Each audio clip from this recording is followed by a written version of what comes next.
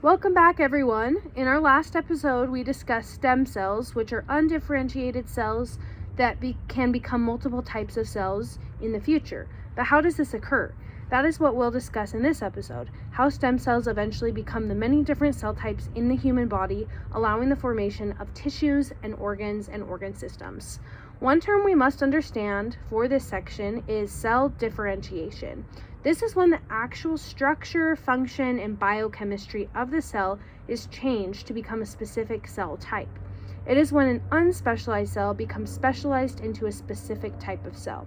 However, before differentiation occurs, a process called cell commitment occurs. This is the state in which a cell's developmental fate becomes restricted, even though it's not actually showing overt changes in its structure, function, and biochemistry. There are two main processes involved in cell commitment, and you must understand these for the MCAT. The first process involved in cell commitment is called cell specification, and this is when a cell is designated to become a specific cell type in the future. However, in cell specification, this designation is considered reversible. During this stage, the cell is able to differentiate autonomously or by itself when it is placed in an environment that is neutral with respect to the developmental pathway.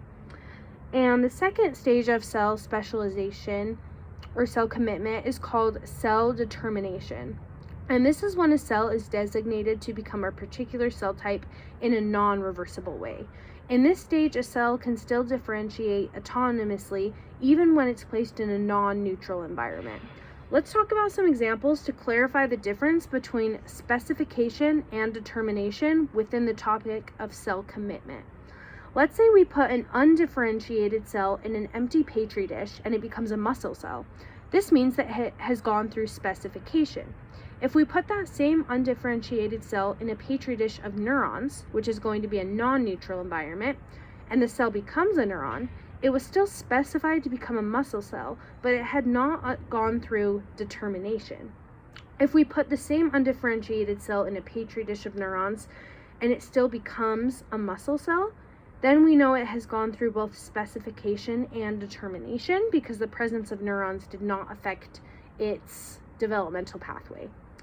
And after determination occurs within cell commitment, the cell goes through something called differentiation to actually become its designated cell type. And that is all for this episode. Before we move on, let's do some practice questions. The first question is, list the stages of cell commitment in the correct order. The two stages of cell commitment are first, specification, which is reversible, and determination, which is non-reversible.